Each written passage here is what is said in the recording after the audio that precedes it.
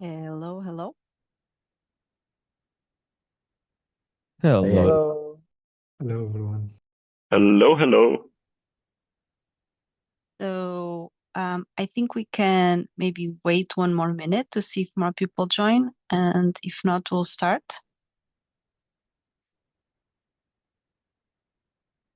And in the meantime, I will share the agenda.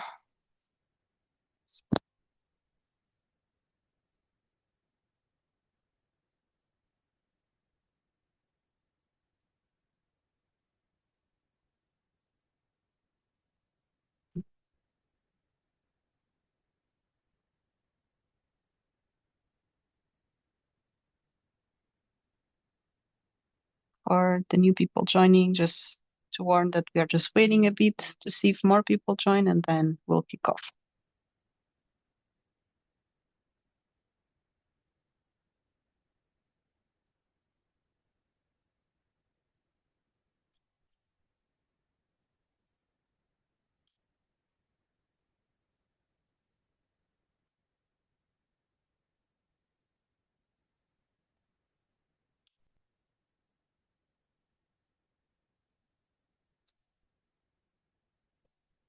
So I don't think more people are joining, so I think we can just kick off. So the first topic is 7904. So this is still very preliminary, so it's not the final numbers, but I just wanted to show you the recent runs we've been doing. So I'll just copy the link here.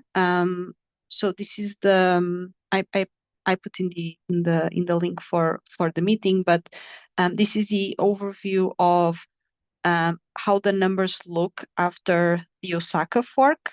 So the numbers we currently have in the EIP were still being run on Prague, and so they didn't have the transaction limit EIP. And so we would expect numbers to be a bit better after this fork. And in fact, we can see, for instance, on the pre-compiles that now a lot of them show price decreases. But still, this is something we need to double check. So the main changes between these numbers and the previous ones or the current ones in the IP are, yes, the Osaka fork. Second, Bezu did implement some optimizations on mod and div related operations, and so we should be seeing that here as well. We also did some fixes to some of the mod tests because they were so the inputs they were using were sometimes leading to some degenerations that actually um, didn't they were not like really estimating the full cost of the operation, and so now we kind of fixed that. And so you can see one big change is that I think numbers between the various mods are a bit more consistent than in the original proposal. And also another change was, so we have in the tests, we do these loops where we run the same opcode, the target opcode, many times. So for instance, if it's a mod, we are running this mod many times. But because of how we need to set up the test, we need to provide inputs and to the operation, so on and so forth. We many times have these scaffolding opcodes that get bundled in the runtime when we are estimating the individual runtime of a single operation. And so now we are also excluding these kind of scaffolding opcodes from the estimation, so we get a more accurate um, uh, value on the actual runtime of that target opcode. And so this was something that we included as well. And we still, so for the Osaka fork, we are still missing data from Erigon and Red. So the tool that we are using to do this is the the one that the Nethermind team has been developing, and I think there was some issues running these most recent tests on these two clients. I don't have a lot of details on these, but maybe something to check after if you are curious. Also, there were some caching issues on some precompiles.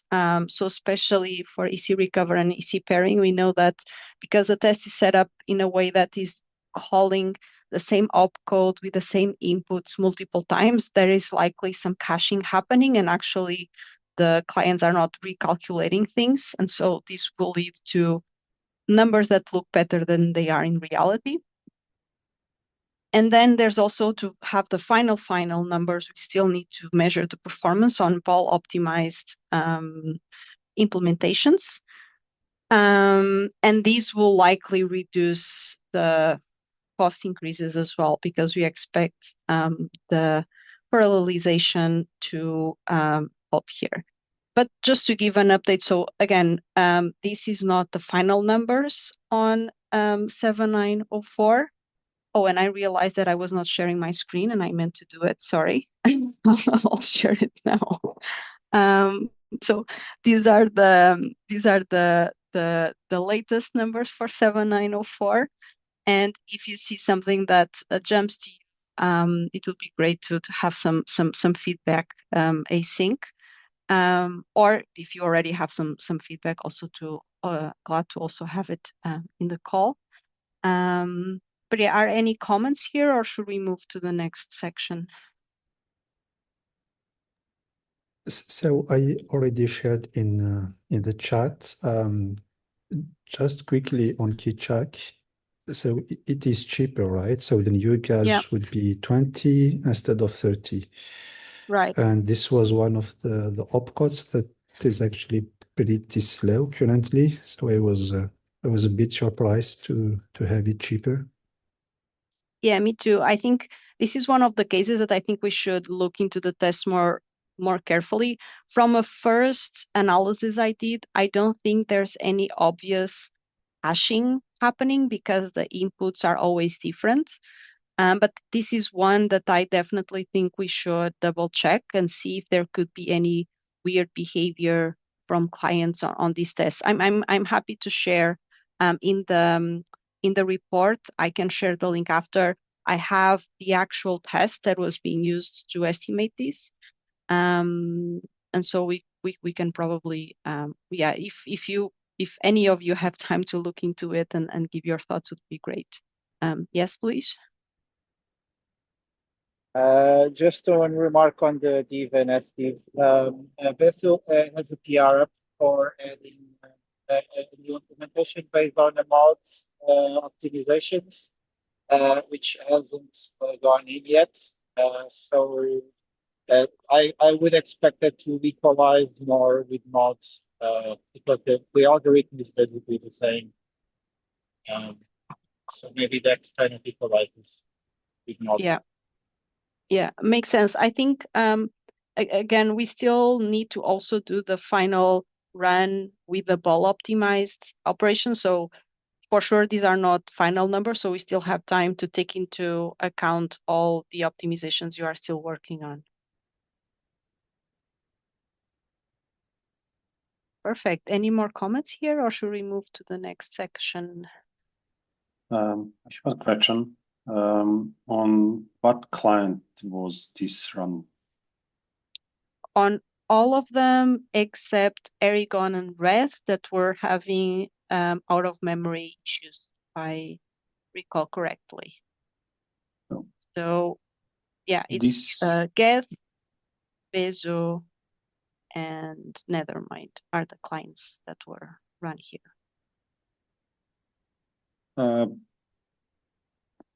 Okay, maybe we can like talk in async about why was like out of memory. But yeah, okay. Yeah, I think probably we could. Rafael from Panda Ops and Camille from Nethermind, they are the ones currently running the tools to run these benchmarks. So they would be the right people to reach out to. But I think I'm not sure if they were already in contact with your team or not. Yeah, it should be. This is on the state bloat network. Yeah. Okay, Oh, okay. perfect. Just comment. It would be really nice if this can be reproducible, because this doesn't depend on the state or anything like that. Maybe having something like the state test or something like that can be run and just like checked. Hey, this runs n times slower, faster, or whatever it is. So you have every client like has a slightly different implementation, and it depends on, like implementation depends how fast or slow it is. So we need to be aware of that. Right. So I think so. My part of the analysis, the code is open source. I'm happy to share it after.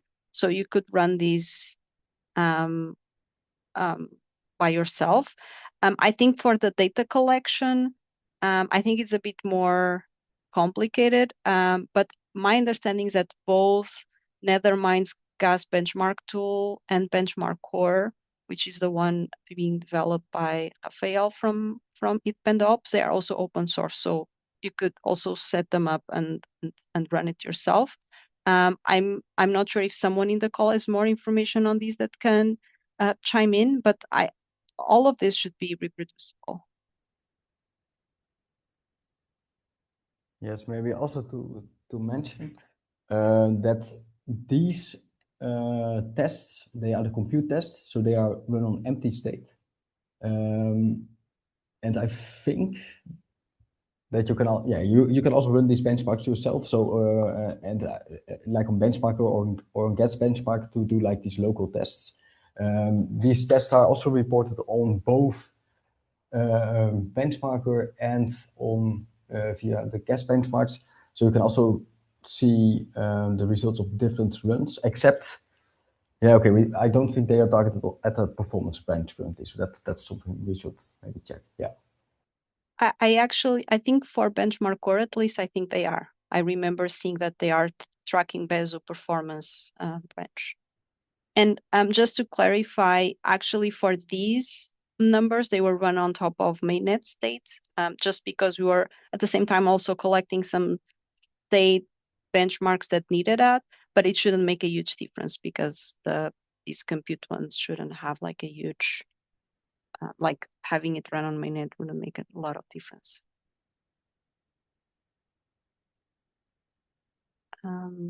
Perfect. Any more comments here?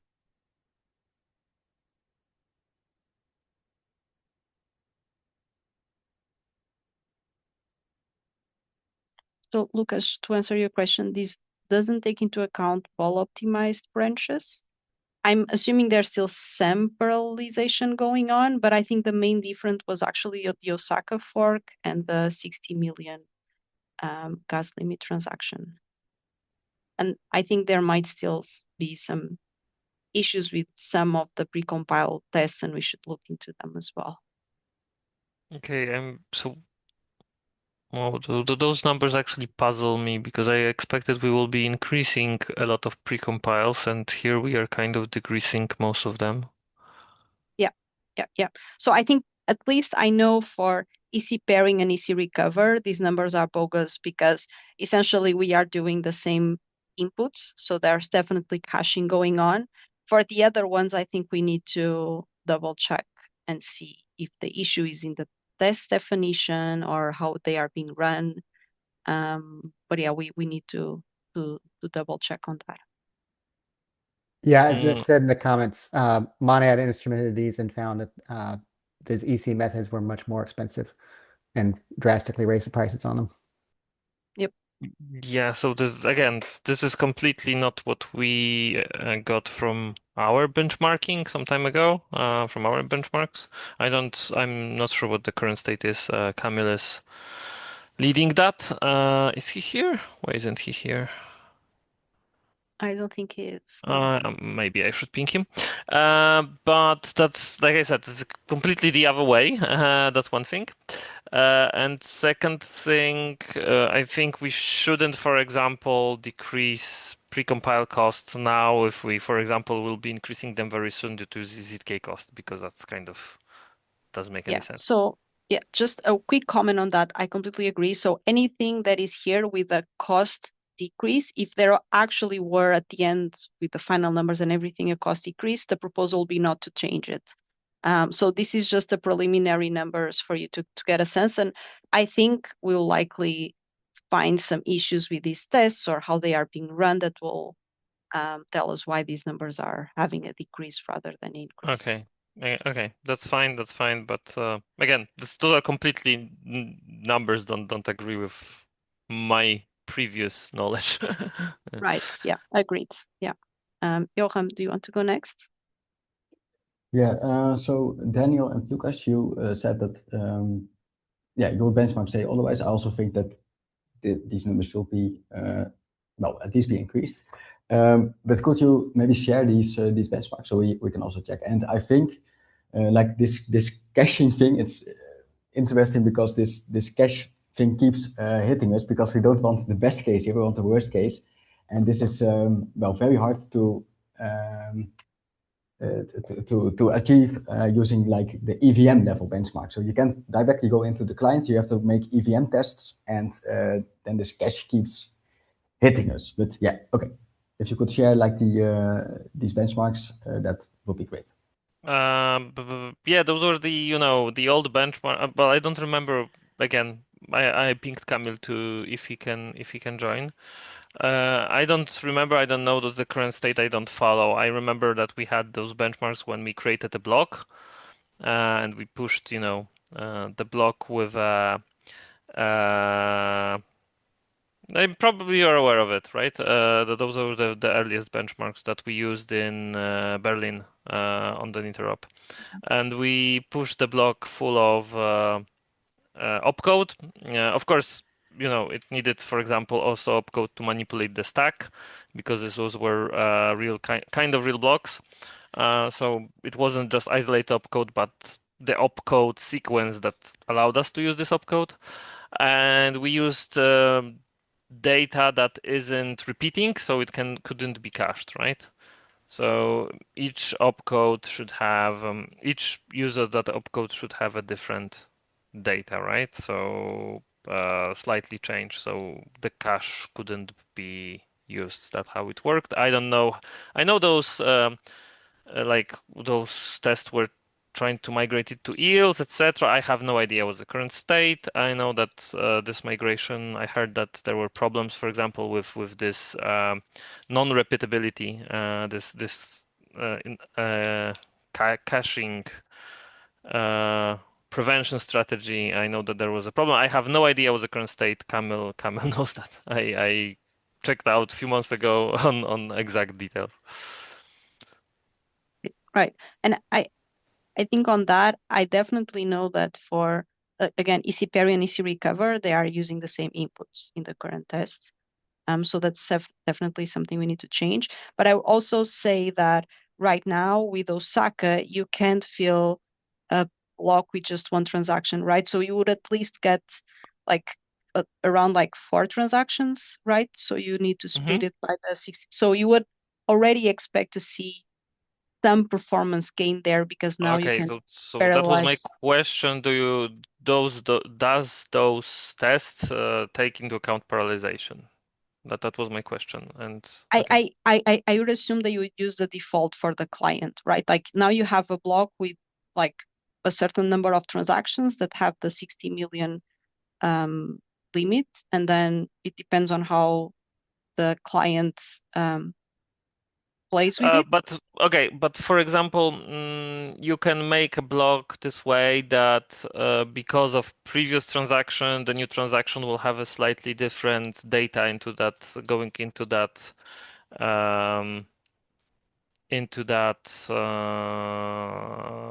precompile, which makes it more or less non-parallelizable, right? Until you get balls, right? So with balls, Right. it will make it not parallel. So you can still attack it, right? That makes sense. Yeah, I don't know what is the status on that on these tests. I don't know if someone in the call knows, but this is definitely something to check very soon. But I also realized that Nethermind has at least a strategy to do like the parallel execution, and then there's also like a pre-compile cache, I think, at the transaction level. And I realized that for the Osaka test, where you actually split up your transaction into multiple, this will actually make it perform like very good if like each transaction does not change their inputs depending on the result of the previous transaction, because now you can just parallelize all these transactions, cache them, and then when the transaction actually hits in your sequential run, then you can just read it from cache. Yes, so we actually have a setting, I think, we added to disable this cache if you want that, because we just wanted to have it for test. And Kamil should join in a few minutes, so we can actually ask him more questions about this. Okay.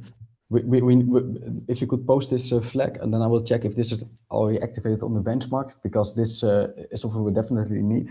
But also, I think we should integrate this in the test anyways, because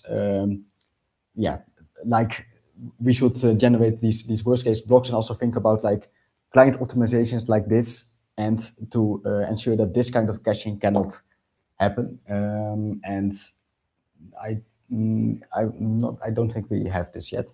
That should be added. But thanks. If you could post this flag, that would be great. Dragan, do you want to go next? Yeah, I would like to propose to remove changes to precompiles. Precompiles are there's a lot of nuisances there, depending on the cache, depending on the library that's used, depending on the implementation that's used. It feels, I feel that a lot more time to be sure that they are okay. So I think removing them, it's at least I'm proposing it to remove them from this IP. Yeah, I'm not 100% sure we can do that. Like if we just like blankly remove them, then we may not be able to increase the gas limit, right? What do you mean by that? I mean that for instance, I know EC pairing and EC recover, they are being cached for sure because the inputs are repeated. So if they actually require a cost increase, like 2 times cost increase, this means that they will be bottlenecks that we are not repricing, and so they will be blocking us to raise the gas limit. Or were you meaning that if the numbers lead to a gas decrease, then we shouldn't include them? And if that's the case, then I agree. So as I was saying before, this is just the numbers that I'm showing, but the rationale would be if for some reason with the final numbers, we've still figured out that some precompile was more efficient than we thought, and it would require a gas decrease, then we won't change it. Like here, we are just making gas increases in this EIP. Yeah, to be honest, making the worst case be covered by gas is the best case for us. If we can manage that, that would be great. And yeah, I agree that we need to do that if we want to increase the block gas limit. So yeah, we should include those. For example, the Blake precompile, you have like instruction, AVX instruction that you can use to speed it up, or you can use like default implementation that's slower. It's like I have both of those inside the RVM, but depending on what platform is used, it will be one case or another case. So we want to for precompiles, we want to match them for the worst case. So there are a lot nuisances around that, and we should be careful. But yeah, I agree with you. We should definitely increase because we need it for the increase on the block gas limit. Right, and I think this is exactly the reason why I think it would be helpful to have more of you looking into the tests and see if there are like any particularities in your client implementations that might mean that we are not really capturing the worst case. Like any help here at this point, I think would be much appreciated.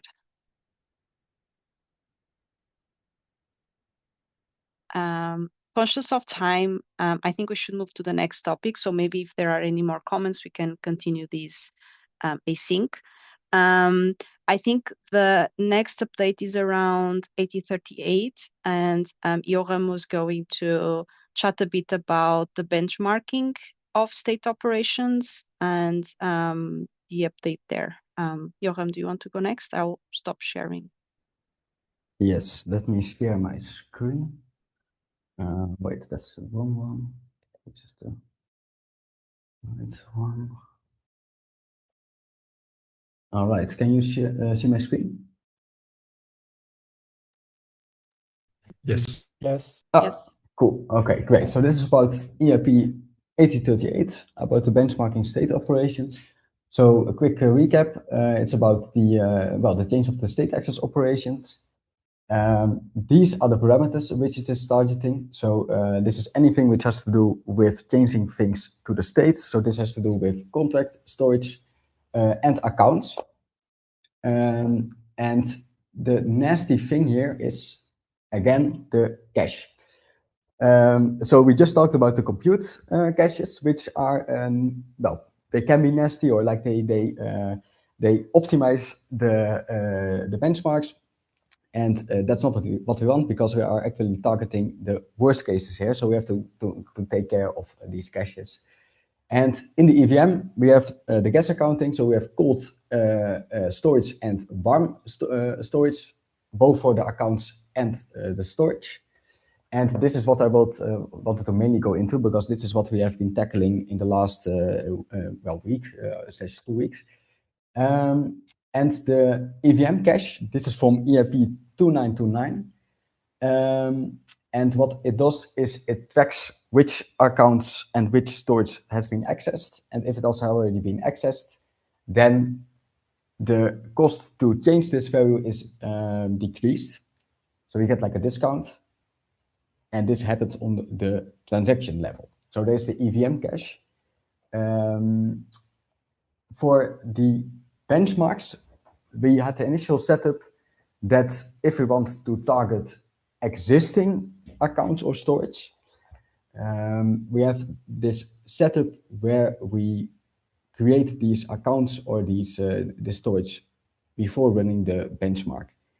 And the reason for this is that in the accounts, but also in the storage, you have to pay extra if you start creating accounts. So this is one of the reasons from the EVM, but also from the clients. We see that in some clients, reading the storage or the accounts which do not exist is actually the worst case for them.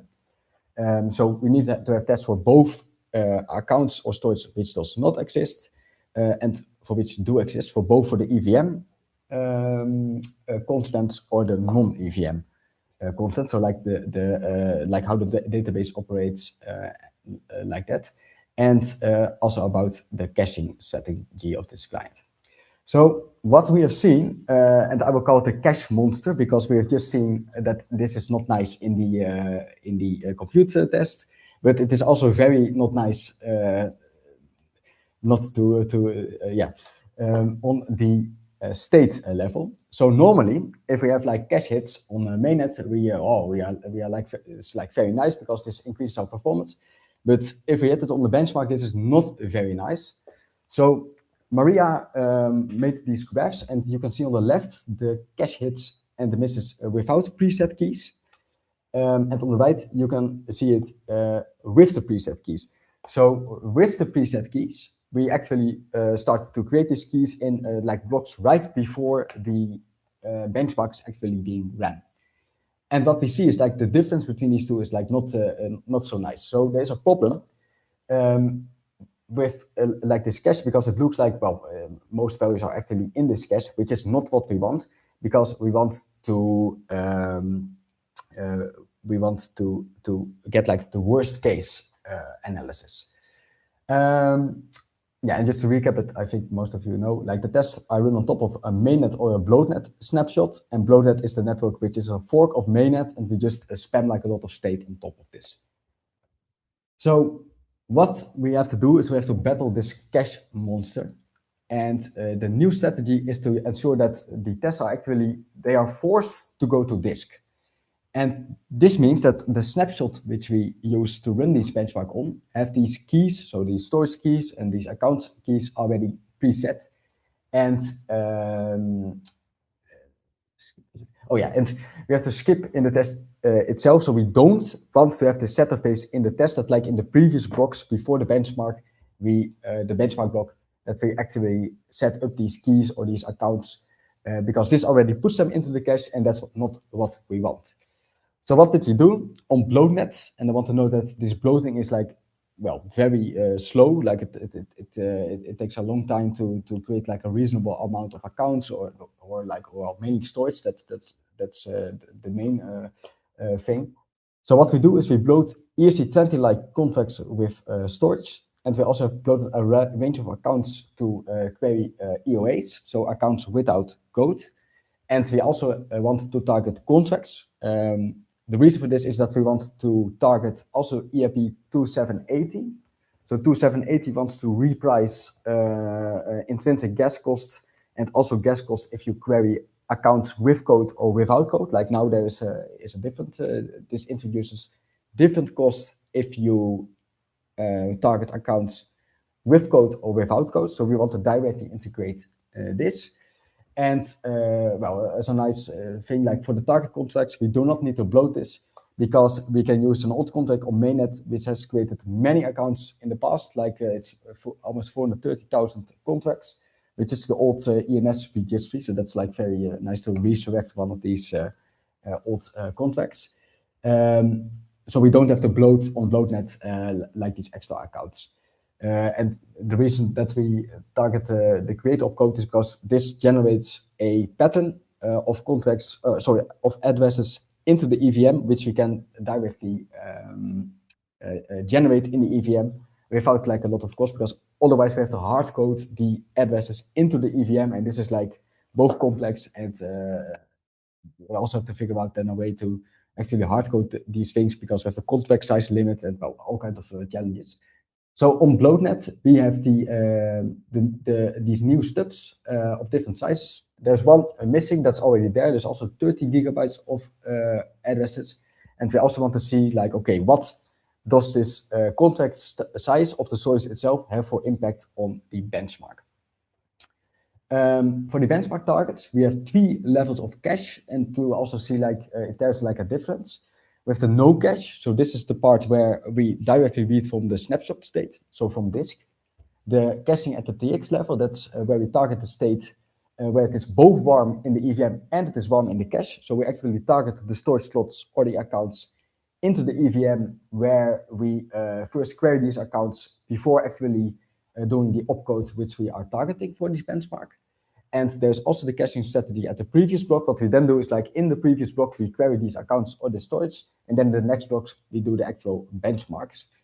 For the accounts, we target EOAs and contracts, and we also call these with value and without value to also see the impact of changing accounts here.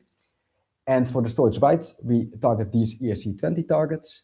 The existing and the non-existing keys, because well, reading non-existent keys in some clients is the worst case, and also reading keys is always necessary for storage writes because of this gas cost calculations. So if you create like new keys, you have to know if the key already existed or not, and a key which has 0 in it, so it's non-existent.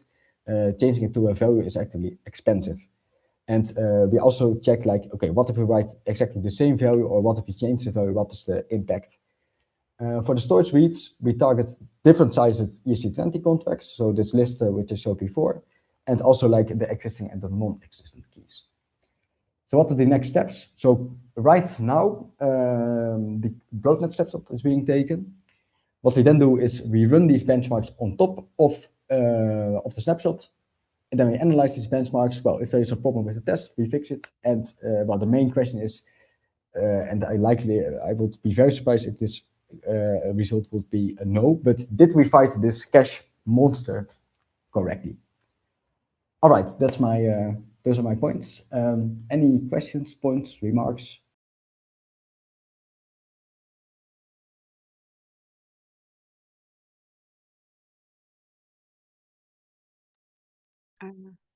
You can go, Daniel.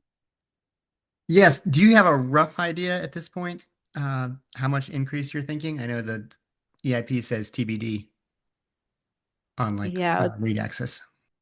I say still TBD, and it's hard to say because on one hand we do expect based on previous benchmarks and how Zen behaves, we do expect there the fact that we need to increase the price, but at the same time with ball optimized state reads and state root calculations, it's hard to say how much more performant clients will get.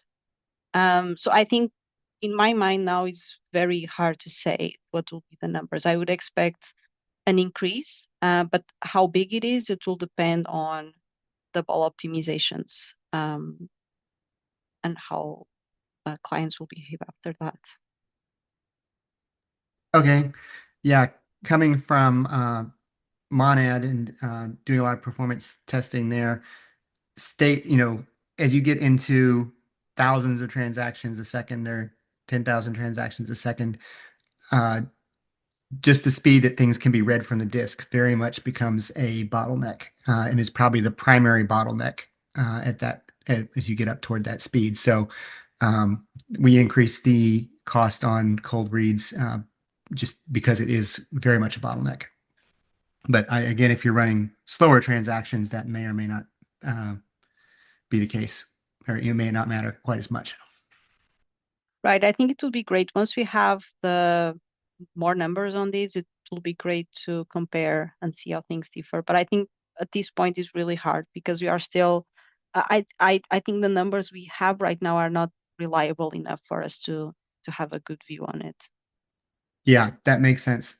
I guess just the one thing I want to throw in there is that disk read speed can be another axis of the hard balancing act of getting all the different dimensions of gas pricing together. But it's definitely a fundamental constraint on performance. Right. Thank you. Ms. Yan, do you want to go next? Yeah, thanks. So yeah, thanks, Joachim, for the presentation. I think it makes a lot of sense to have these different scenarios. My question is related on how reproducible are these tests. So I guess the idea is to take the snapshot of the Blood network, then run on top of it all these tests, and then we can delete, everything that was generated and then run again and run again. Is that the idea? And the other question is you said Bluetooth is very slow, and I was wondering if it is related to the network itself or to the benchmarks. Are we benchmarking the state creation in a way that we are creating a lot of basically state as well? Okay, so for the first question is how reproducible are these benchmarks? So these are East benchmark tests. They are specifically targeted for BloatNet, but if you create an ERC20 contract with the functionality which the benchmark needs, then you can also point these benchmarks to these contracts on any network. So you can also generate a pre-state yourself or a snapshot yourself from empty state and run it on top of that. Maybe to answer your question, how are these benchmarks being run? Does it delete all the state when this benchmark happens? Yes, that's exactly the case. So how these benchmarks are being run, Camille could explain better, but I think if I explain it like this, this would be correct. These are clients, you start them up, you run this benchmark, and then you kill them, and then you do the next benchmark. So this should get rid of any caching or whatever. I think that answers your first question. The second question was now I don't remember. But was related to Bluetooth. You said Bluetooth was slow, and I was wondering. Yes. So the problem with bloating is it's not really about the network or like if you want to like stress test the network there. The problem is that we are really being constrained there by the EVM. So the bloating speed is essentially like you have to do like a lot of overhead operations all the time. So you have to run the transactions, you have to run the blocks, but that also means you have to do like the state root calculation and these kind of things. So this is like very slow. If you have to bloat like 50 gigabytes of state, well, you can already calculate it yourself. So for 50 gigabytes of state, you would need 50 gigabytes divided by 32 storage slots, and creating storage slots is 20,000 gas. So you can calculate how many gas you would need to actually bloat this thing, and that's like the hard low limit of this. And of course, you have like some extra overhead, like intensive transaction cost. The Osaka thing where you have to split the transactions. Well, you can imagine that this is not very fast to do this. Okay, thank you. Thank you. So conscious of time, I think we'll move to the next section. And if you still have any comments or questions, please let's do it async. I think now we have Spencer. He'll talk a little bit about 8037, so the state creation gas cost increase EIP, and his update on the specs and tests for DevNet 3. And then also we'll chat a bit about the changes they are doing to the entire testing framework to then accommodate all the repricings for DevNet 4. Spencer, do you want to go? Hey, thanks, Maria. Yeah, so last week on, I think it was Saturday, we released our DevNet 3 release with our like initial set of tests for 8037, and yeah, it seems to have gone well. Like I'm glad clients are passing. I'm glad Bezu's passing most of those tests, which makes me happy. With this release, we have hard coded the cost per state byte to 1174, which is what it equates to when you use a block gas limit of 100 million. So the reason we did that was because of complexity in the framework issues, and we wouldn't be able to get a release out on time before the DevNet. So for the next DevNet, at least over the coming weeks, we plan to update our framework to handle the EIP correctly. So the issue being that we've never had this, I guess, extra dimension of the block gas limit affecting gas costs within our framework and it affecting a lot of tests. And I'd say the biggest difficulty has been the static tests. We call them static tests. Basically, the tests from Ethereum tests, they're YAML files that we are filling to JSON. So we have like a separate way of doing that. And a lot of those tests were failing. The hard part is that, changing those tests to pass the spec for 8037 is not really possible in YAML. So we've made good progress on porting these tests to Python. And then once they're in Python, we're going to update the logic for these tests for 8037.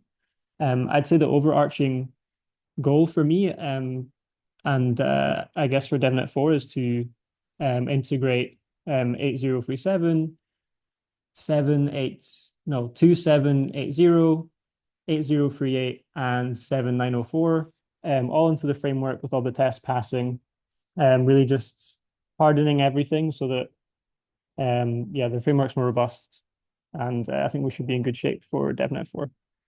That's my update. I can keep it brief. If there are any questions, please ask. I guess I also have a question regarding benchmark tests for 8037. Do we want any specific tests to target the reservoir mechanism, or are we okay with the existing state operation tests that we have for BloatNet? I'm not super deep with those. So that's what I'm asking. Thanks. Yeah, I think that's a great question. So the tests on bloatnet are really just benchmarks. They are not really tests. So they are just trying to assess the execution time of all state operations. So I don't think they are good to test that the clients are implementing 8037 the way they are supposed to. And so for that, I do feel like we need some sort of tests to test. I don't have a better word for it, but we need tests that kind of allows us to see these new code paths using the reservoir. So I think it would make sense for us to have something around that. Sure. Just to clarify, so we have tests to make sure that clients are up to date with the spec, but for benchmarking the reservoir specifically, we don't. So if we need some of those, I can take a note and take a look at that as well. But so then, can you explain what you mean by benchmarking the reservoir? What do you think is missing from the tests you already implemented? So the tests so far are just spec compliance tests. So there's no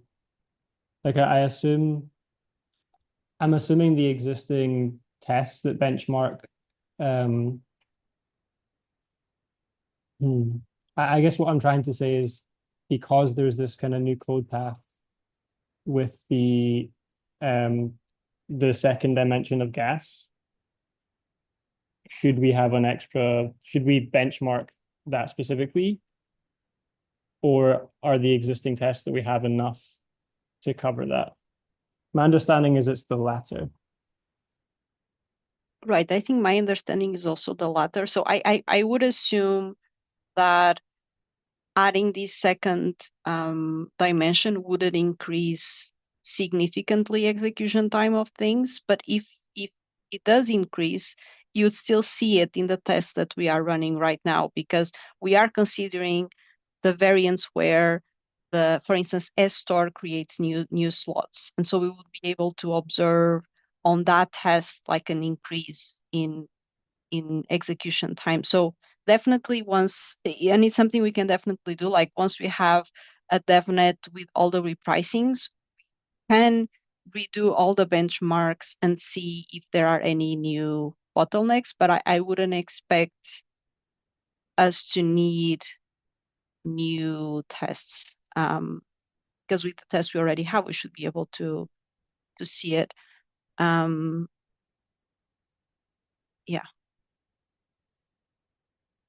I don't know, Yeah. Joachim, you're going to say something as well, right? Yeah. So okay, so I'm not deep into 8037, like the current spec. But what we should do is so we have like the spec test and we have the benchmarks. And for the benchmarks, what we target there is like we want to target the worst case. What we should check is if this EIP introduces new code paths or like new ways to abuse, exploit, or like are there like new scenarios where we have like these worst cases happening, and if there are new scenarios which are then just not covered or likely not covered by the benchmark tests or the benchmarks, then these should be added. So there should be like an analysis of this. The question is, who is going to do this? Because I don't think I have the bandwidth to do that right now. Right, and I do think there's first on one sense there is the question of now state creation gas is not included in the transaction limit of 60 million gas units. So we could actually have new worst cases that we should think about. So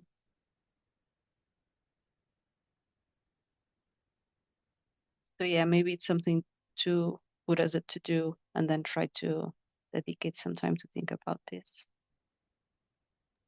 I can take a look over the next week. Cool. Great. Thank you, Spencer. Great. Any more comments, or can we move to the next section and last? Yeah, one question I have, given that block times are desired to go down and probably will go down, how does this interact with that? Because it seems like if you just follow the formula, we're actually making state cheaper as block times go down. Yeah, so it would adjust with the block limit. I think once we do shorter slots, we would have to refactor that in, because at the end of the day, what we want is to keep a steady, like we want to enforce like a long-term state growth. So now if we are doing more, so the sort of the block space should, like the cost in relation to the aggregate block space should become constant, shouldn't change. So once we are doing the zigzag or the short, if we end up doing the short slots, we need to do the analysis and likely update the cost per byte. But I think we'll hit that when we'll cross that bridge when we get there. Great. Perfect. So conscious of time, any more comments? I'll ask them to be async, and I'll now call Buta. He has an important update on the community outreach for repricings. Buta, the floor is yours. Yes, thank you. Now I feel bad for not having a nice presentation just like Johan. But yeah, for the survey itself, right now we have 19 different entities who filled it out, mostly application developers. Around 70% of them are applications developers. Other ones are wallets, validator operators, or node operators in general. In summary, I would say, so I will go through each EIP, so it's a bit more clearer. But for the first 5 EIPs, which is 7981, 7976, 7904, and 7778, there were no controversial opinions, so most of them, if not all of them, were fine with it. With 2780, there was one question, I would say, which also led to a significant remark from them asking whether deploying a contract is also affected by it. Because if it is, then also smart wallets will be affected. So maybe that's a question for Maria. Something we also did is, or I did is, everyone who had a high concern with any of the EIPs, I discussed it with Maria and then reached out to them to clarify how they're affected and if they're affected at all. So maybe this is something we can discuss afterwards, Maria. For the last 2 EIPs, 8037 and 8038, these were more the controversial ones because I think so out of the 19 people, 6 were very concerned that it's extremely complex to integrate and also to use. Maybe also worth noting that the survey was filled out by larger entities like Lido, Yearn, Aave, Pendle, like more of the DeFi applications. So yeah, I think 8037 is the most controversial one.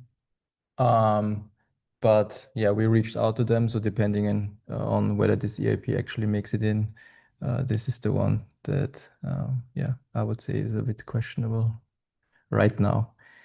As for the next step, so this is me reaching out in general. We will see which of the entities are actually affected. So some of the data was already delivered by Tony, where we reached out to some of the layer 2s. I think it was One was Polygon and one I'm not allowed to mention, I think. I also reached out to Arbitrum and Optimism and see what they will think about generally the gas repricing. So yeah, the layer twos will also be involved in their opinions, and the big stakeholders who are missing right now are wallets, which are a bit harder to reach out, it seems, but I will try my best to get their opinion during EFCC, and then we will have the big picture. And in the final step, this will happen end of this month, ideally, is when Carl provides his in-depth data, and to see who's actually affected, we will be able to reach out to affected entities specifically. Yeah, I think that summarizes. Ideally, next time I have also a nice presentation. Yeah, I would just add, and thank you, Buta. So my understanding was that the two biggest concerns around the state's operation EIP, so 8037 and 8038, was on one hand the actual increase, so a worry that making things more expensive could hurt some applications, either because things get too expensive or because there's some like cold paths that need to be updated. And the second one was on the cost per byte. So the fact that we have a dynamic cost per byte now leads to some more complexity when optimizing apps. And so I think on the final point, it's to me is the one that we should, and I think it's something we'll do in the next steps as we follow through with these entities, is trying to understand like so we do have now a quantization trick that makes the dynamic cost per byte a bit smoother. So only changing when there's big increases. So if this already makes things better or not, and then actually how much worse does it get in their overall experience? Because sometimes things, just because they are complex, they seem more complicated, but then like the final day-to-day impact is not that big. So I think it's understanding the actual concern by getting more context. But yeah, so those I just wanted to add those 2 points. And Tony, do you have something to add as Yeah, well? just to quickly out to add, the one entity that Buta left out is Starkware, and what I was meaning with you don't need to reach out to them was more because I already reached out to them, so not like they don't want to be mentioned or something. It's very obvious that Starkware, who is not using blobs, is affected there.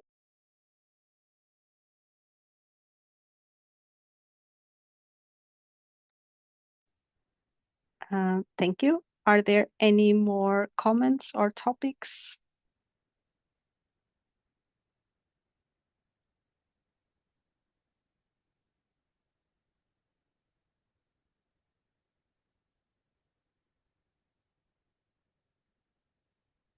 Great. Thank you so much then for attending, and we'll see each other in 2 weeks.